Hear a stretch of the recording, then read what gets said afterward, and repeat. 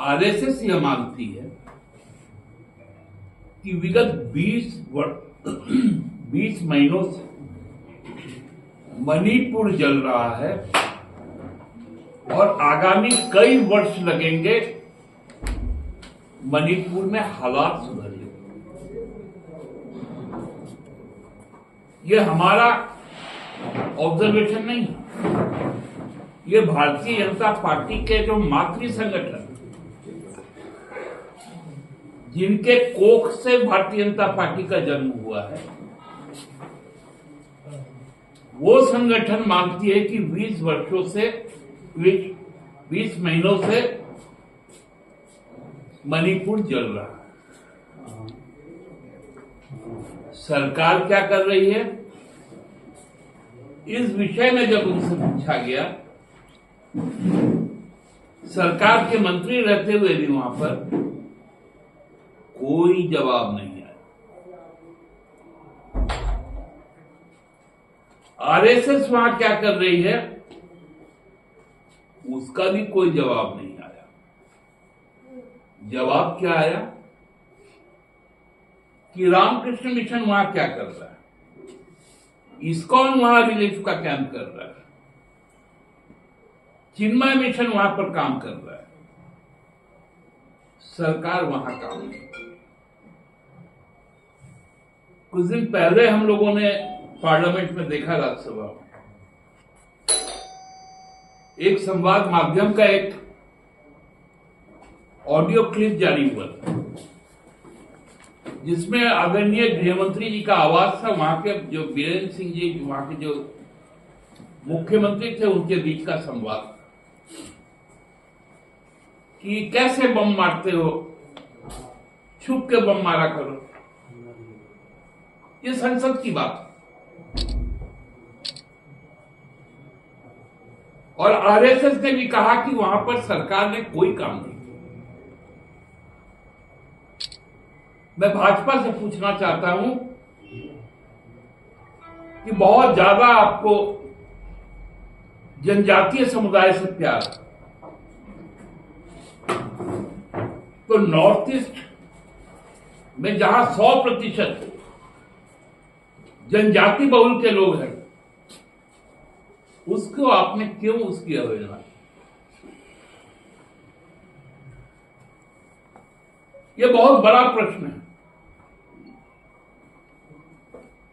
और भारतीय जनता पार्टी को इसका उत्तर देना चाहिए। और दूसरा मुद्दा जो आरएसएस ने कहा, वो परिसीमन, जिस बात को हम लोग बार बार कहते हैं कि यह परिसीमन राज्यों के बीच एक खाई पैदा करेगा। दक्षिण भारत का संतुलन बिगड़ जाएगा, उत्तर भारत का प्रतिनिधित्व बढ़ जाएगा।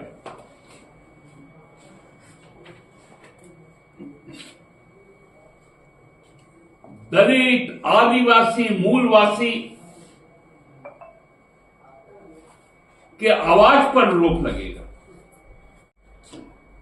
क्योंकि उनको जमीन की हकीकत मालूम,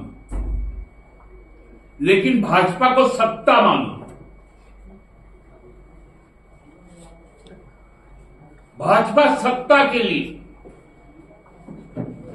इस देश में असंतुलन की राजनीति पे आमादा है। 2011 की जनसंख्या को आधार बनाकर 2025 में 26 में परिसीमन का काम कर रहा है। मैं पिछले 6 महीने से बार बार चित्कार कर रहा हूं, यह परिसीमन बंद होना चाहिए। ये मूलवासी, आदिवासी, दलित विरोधी, ये देश में राष्ट्रीय संतुलन को बिगाड़ने वाला है।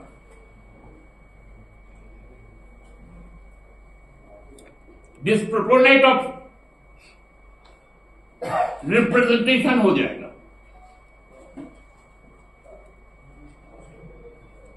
जहां जनसंख्या नियंत्रित हुई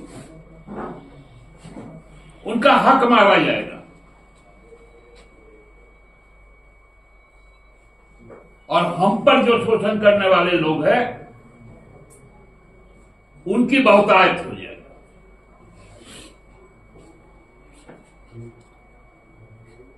मैं आरएसएस का ही बात कर रहा हूं। यदि आरएसएस इस बात को समझती है और जानती है और बोल रही है तो भारतीय जनता पार्टी क्या कर रही है?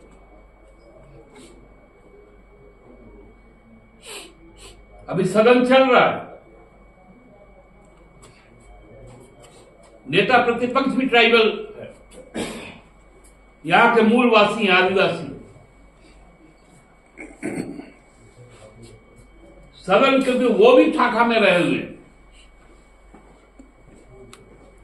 वो भी आरएसएस के स्वयंसेवक रहे हैं, उनको सदन में खड़ा होकर बयान देना चाहिए कि आरएसएस का ऑब्जर्वेशन के ऊपर में भाजपा का स्टैंड किया। इसी सवाल के साथ आप लोगों को हमने यहां बुलाया था। मुद्दा नहीं है, ये राष्ट्रव्यापी मुद्दा है। पहला मणिपुर के ट्राइबल्स, दूसरा परिसीमा। भाजपा अपना स्टैंड साफ खत्म कर रहे हैं। अब ये भाजपा को स्पष्ट करना पड़ेगा ना, हम भी तो वही बात कर रहे हैं। आप संतुष्ट हैं आरएसएस के इस बयान? देखिए, संतुष्ट होना, सब चीज में तो संतुष्ट नहीं हो सकते ना, लेकिन जो हकीकत है उसको तो मानना पड़ेगा, क्योंकि उन्होंने पूरे का पूरा जो अधिवेशन है वो प्रयागराज पे बिता दिया। तो प्रयागराज पे बिता दिया तो भाई प्रयागराज के हादसे में जिनकी मृत्यु हुई उसमें एक शोक तक व्यक्त नहीं किया। कई मानी गुणीजनों के निधन पर उन्होंने शोक व्यक्त किया, लेकिन प्रयागराज जाने के क्रम में दिल्ली में जो हादसा हुआ सरकार द्वारा प्रायोजित, जो कुंभ में जो हादसा हुआ उस पर तो एक भी बोली नहीं है, एक भी शोक की बात नहीं है।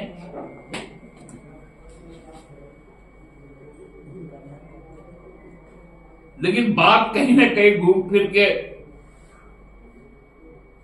फिर वही हिंदू धर्म राष्ट्र धर्म की बात होनी चाहिए। सरकार से बेहतर होगा कि उसका जवाब आए। अच्छा सर, क्या आपको लगता है कि भारतीय जनता पार्टी और आरएसएस में थोड़ा मतभेद हो गया है? इसी स्टैंड से आपने जिसका बयान किया है, क्या लगता है कुछ दूरी हो गई? अब जेपी नड्डा साहब का एक बयान है कि हमको आरएसएस नहीं चाहिए। अब हम इतने मजबूत है कि हमें आरएसएस की जरूरत नहीं है, तो फिर आपको आरएसएस की जरूरत नहीं है तो उस बैठक में आप गए थे? यही तो समझ में नहीं आता ना इन लोगों का कैरेक्टर क्या है।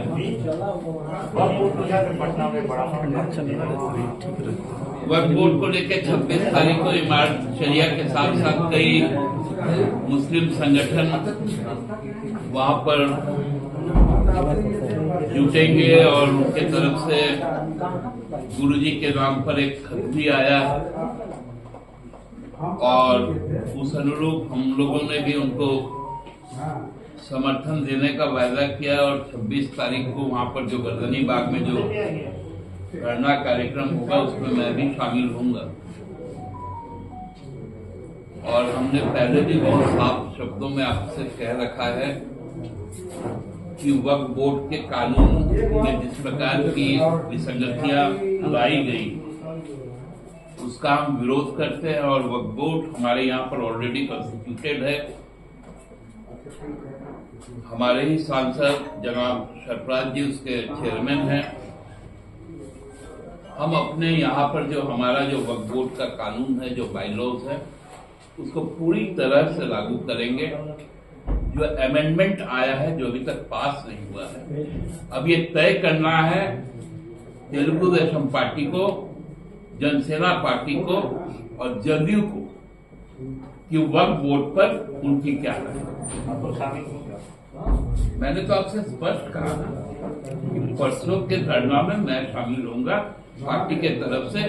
उस कॉज वक्फ बोर्ड का जो बिल आ रहा है उसके खिलाफ हम लोग खड़े हैं।